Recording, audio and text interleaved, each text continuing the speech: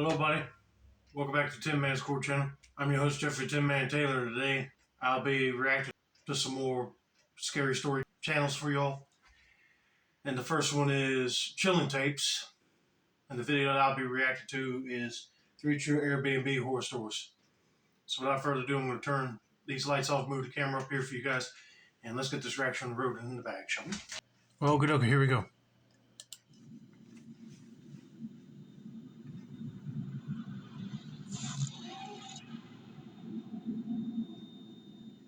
I went on a family holiday with my dad, mom, and brother to Tasmania, which is kind of like a big island to the south of Australia. Sounds cool. I wasn't terribly interested in the trip, just wanted to spend time with my family, so I left all the bookings to my dad. He has his own Airbnb he manages, so I thought he would be able to find decent places on his own. When we rocked up to the Airbnb my dad booked, the first thought I had was if I wanted to sell drugs, I would do it here. My mom wasn't impressed at all and was already telling my dad off for booking it. I can see a lot of people are not going to enjoy the trip as much since they booked a rundown looking house similar to this one in the image. But I'll be scolding my dad, why couldn't you find one that was in our price range and look better than this? But anyway, let's continue with the story, see what happens next. I didn't say anything that maybe the inside would be nicer. It was a dingy little house. The paint was peeling, roof was rusty, and there were plants overgrown to the side of the building. Imagine it's grown into the actual foundation and wooden planks. There were 3 entrances. The first one I worked out was the entrance for the host. It looked okay, not as bad as our entrance. It went downstairs, so we figured out after a while the host most likely lived below us. The second looked like it was the main entrance to the house, but it was sealed shut. The door looked like it would break down if anyone was to even push on it slightly and was obviously unused. The third was ours. Aside from the overgrown plants, it was fairly normal. From the looks of it, we figured out later that it looks like the host has divided the house up somehow. She lives below, we live upstairs, but there was one half of the house upstairs that wasn't accounted for. Hard to explain, but the space we occupied only accounted for half the house, and it only went up to the main entrance I spoke of, which is in the middle of the house. So my guess is that the other space that's unaccounted for is not in use. It's just space, and the homeowner didn't plan on getting that one rented out anytime soon. Or it might be a family member's area and they don't want nobody peeking around. But hearing the house being described with vines going right into the concrete foundation, I'll be like, that would be horrible. I'm not judging on how people live in houses, but at least get a gardener to get the vines away from the foundation, because over time it'll weaken it if it keeps growing on it. We checked in, just grabbed the keys. The host has never contacted us at this point. All was well on the inside. It looked a little old, but wasn't creepy from the get-go. I did notice some odd things. I only mentioned this to my dad. There were a bunch of antique instruments displayed at the entrance, and right on top of one of the pianos were 3 things that looked like urns. Now to explain, I am of Chinese descent. These urns freak me out. Some people think they're for displaying, but we use it to store dead people's ashes. So I really didn't like them being there. Oh yeah, I would be creeped out too, because like this person said, urns are for people's ashes, but sometimes they dump the ashes somewhere else and then just keep the urn as like a memorial decorative piece. But still, I would think the host would want to put their loved one's ashes urn in the place that they're living in and not the one for rent. I told my dad and he didn't like it either, but he went and tapped the urn to see if there was something in it. He couldn't tell though. But he mentioned that the one he tapped was definitely ones we use for ashes. It had scripts on it for like safe passage to the heavens, from what I could make out. After I stopped freaking out, I went and picked first dibs on the biggest room as per my usual, but then noticed there were heaps of mirrors around the room. Again, another thing. Not sure if it's a Chinese thing, but we don't like sleeping with mirrors facing us when we are in bed if we can help it. So, I went to move one of them, which was smack bang in the front of the bed. It was leaning against the door, and when I took the mirror away, the door actually opened ajar a little. That freaked me out. I got my dad, and we decided it's better I slept with my mom in another room, and he would take this room with my brother. Again, my dad being dad, he opened the door a little and shouted hello before I told him to shut up. I had a peek inside, but couldn't make out much, only that it was dusty and seemed to be a part of the other half of the house. Yeah, I cannot believe your dad wants to keep on playing like that and shouting in the other room, thinking that there's somebody in there going to answer.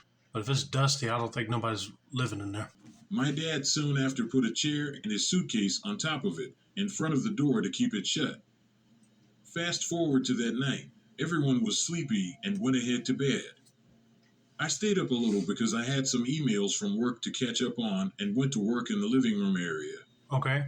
At one point in the night, around 11:30 p.m., I remember there were a few thumps on the roof, sounded like someone's footsteps, then followed by the loudest and most horrendous noise. It sounded like a train was on top of me. It was screeching like steel on steel. It lasted maybe for 30 seconds.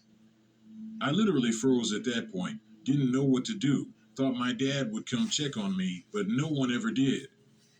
I didn't say anything the next morning because I thought I may have imagined it out of tiredness.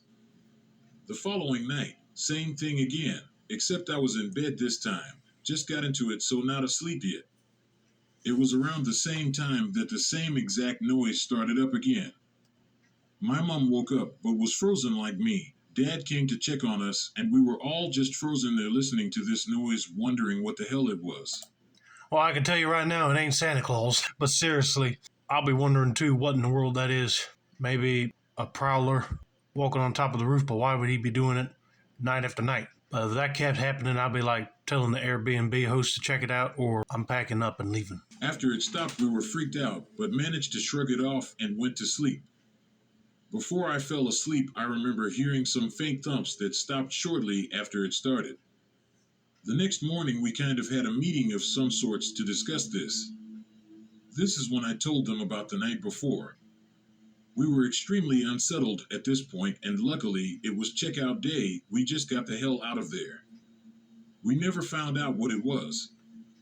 The creepiest thing was, after we packed up and was well away from the place, Dad was driving, but he still looked really disturbed, so I asked him if he was okay. He said, "I am now, but I did not have a good sleep last night." I pressed on and asked him, was it the noise? He said nope, that didn't bother him much compared to another thing he experienced. What bothered him most was when we left for our tour on the second day. He still had his suitcase on top of the chair blocking the door in his room. He just showered, so he also left the towel on the chair to hang.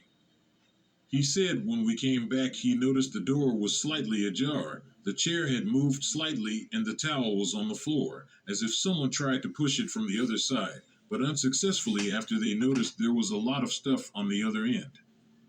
I forced him to ask the host about the noise and the door. She replied that the door was the door to her art room, and the noise was just a possum on the roof.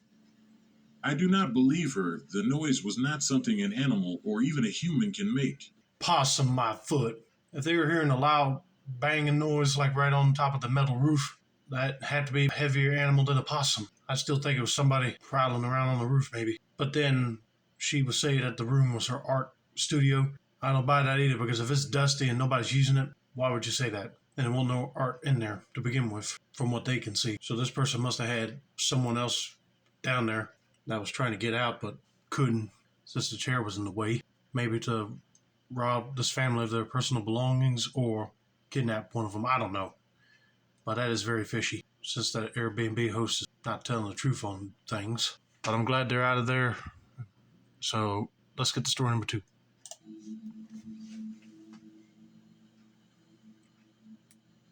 My name's Natalia, and I'm a 20-year-old language student from Leicester, currently doing my year abroad in Bordeaux in the South France. Right. I haven't made too many friends here. I'm not too much of a party girl like my big sister, but the friends I have I hold dear to me. I won't bore you too much with the details of my life here, but so far after the first few months nothing too eventful has happened, besides a couple of run-ins with some local troublemakers, but other than that I've had a really nice time. The food here is lovely, the city is beautiful, and the weather is a lot nicer than back home. A couple of weeks ago, we took a trip around the south to my friend Clement's hometown, Gome. There are lots of beautiful little villages scattered around this part of the countryside, which are very peaceful, calm, and the people are pleasant. This is not an area that tourists typically visit. You find that the locals are often bemused to find a foreign person in this part of the country. Not too far from going there is a slightly larger village called Eugenie Lubans. I may sound like a broken record here, but this is another very stunning part of the country that probably not many people know about besides the locals. In the town, there is a Michelin star restaurant, and we decided to pay a visit here for my boyfriend Brad's birthday, his 23rd to be exact, and as it was now 2 years since we had met, it was nearly our second anniversary too. He had taken time off work to come to France to visit me, and we were glad to be spending some time together again finally. Oh, that is nice that you were able to get your boyfriend over there to spend time with each other and especially celebrate his birthday. But if you travel in an area that is not known for tourists to be in, be careful. We booked a table for four in the restaurant: me, Brad, Clement, and his girlfriend Jeanette. Initially, we had wanted to book into the restaurant's hotel as well. However, it was too dear for students like us. We booked into an Airbnb instead on the outskirts of town. We enjoyed a lovely meal and then sat outside drinking wine and smoking cigarettes in true French fashion. We then went for a late night stroll through the town, enjoying the quaint little frog statues situated within the town. After we got too tired, we decided to head back to our Airbnb and rest for the night before we would head off to our next destination. Clement's girlfriend Jeanette was Catholic and always wants to visit Lourdes every year as part of her faith. We eventually made it back to the room and had another glass of wine and a couple more fags before we headed off to bed around 1 a.m. I woke up at around 3 a.m. to the sound of something scratching by the door or window. I couldn't tell as I had never been here. I wondered if it could have been a dog or perhaps another small animal like a cat maybe. However, the sounds faded away almost as quickly as they appeared, and I quickly drifted back to sleep. Not long after, however, I was awoken again. Not because of any sound from outside this time, but because Brad had gotten up for the bathroom. I lay back down on the pillow and closed my eyes. But then a sudden sense of dread filled me up. I don't know how, but I had a feeling that somebody was watching me. I looked around the room, with only the moonlight bringing in just enough light to see. I looked over to the window, which should have been closed via the shutter, but again, with Brad not being used to the life around here, he had forgotten to lock it. Yeah, I can see that happening because a lot of people would be more used to like windows and blinds and not shutters to close the window. But you leave it open, that's an open invitation for prowlers or burglars to walk right on in. I could see it slowly being pulled open by a hand outside, its silhouette lit by the moonlight, attempting to open the window while holding something that I couldn't quite make out. I then heard what sounded like an old-fashioned camera shutter closing repeatedly. I hadn't heard one of these in many years, not since my grandfather would take family photos of us, but as I've heard this so many times before, it was unmistakable to me what the sound was. What felt like an eternity passed by before I could bring myself to open my mouth and yell out to Brad. The person at the window quickly began to climb down, and whilst briefly in the moonlight, I caught a clear glimpse of a very distinctive ring on the left hand. I didn't get a long look at it, but it did appear to be wooden, with a distinct marking on one side. Seconds later, the assailant was gone. Brad rushed outside to try and see who it was, but all he saw was an empty street and could hear the sound of footsteps becoming more and more distant. We didn't sleep a wink the rest of the night, neither of us dared to. We checked out of the room as early as we could once there was sunlight. Clement and Jeanette went to get the car while me and Brad returned the keys to the lockbox. I messaged the host about what happened, and whilst he seemed sympathetic, he said he wouldn't be taking any action against what happened. A few days have passed, and we still have no idea who tried to break in. Brad thinks it was the host as they weren't too apologetic. However, Clement says it's because they're rich snobs and don't care about foreigners. Which I hate people like that. Your guests are complaining about someone that literally took pictures of them while they were sleeping, and you don't want to do nothing about it, that would raise a lot of red flags. I mean, if he wasn't going to do nothing, I would have been contacting the local authorities over there, but they probably can't do nothing either since they don't know what the guy looks like. All they can do is take your statement and then patrol the area when you leave. But yeah, that would be a scary situation to be in. So we'll likely never figure out who it was. Probably not. The creepiest thing for me is that some perv has a photo of me lying nude in bed. And I have absolutely no idea who has it and whether or not it might end up online somewhere. And that would also be creepy to find out as well. If you were laying down nude and that person took a picture of you, he might do that, or, I hate to say it, look at it with a tint and do something nasty around it, you know. But I hope that dude does get caught. Talk about privacy being eliminated, basically. Don't feel comfortable going to sleep without anybody prowling around taking pictures.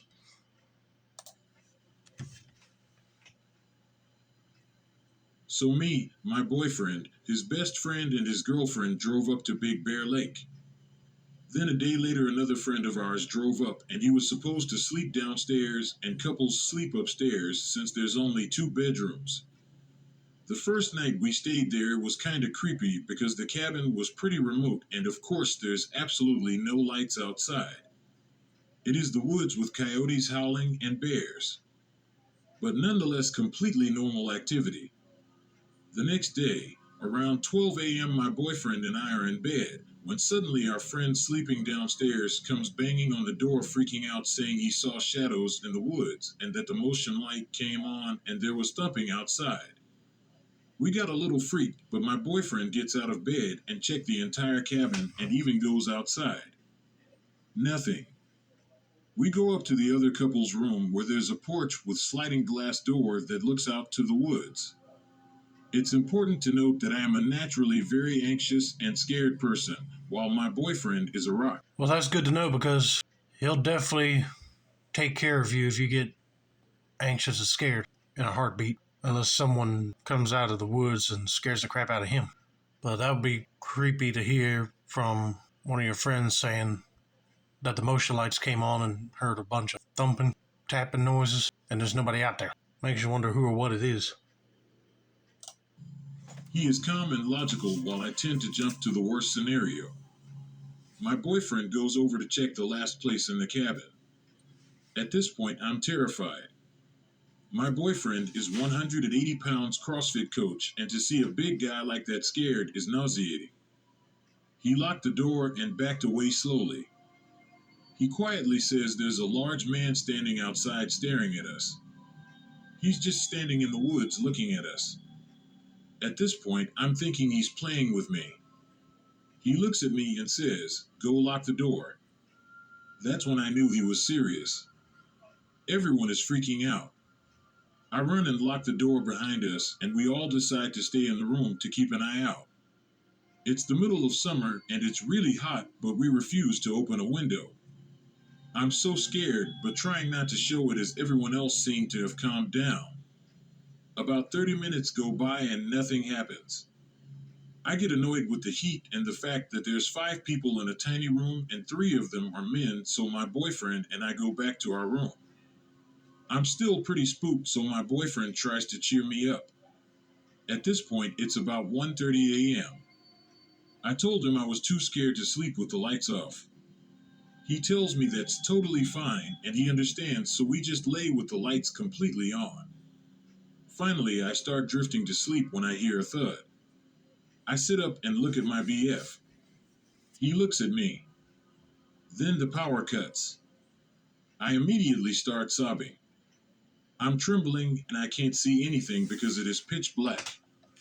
I try to get out of bed and run, but my legs get tangled in the sheets and I fall. My boyfriend picks me up and we grab our phone and run to the other room where everyone else was staying. I'm hysterical at this point. I try to contact our host, but nothing will go through. I try to call my dad, but all of our phones say no service. We are alone out there. Thank God the friend who drove up after us had a different carrier because his phone had 1 bar.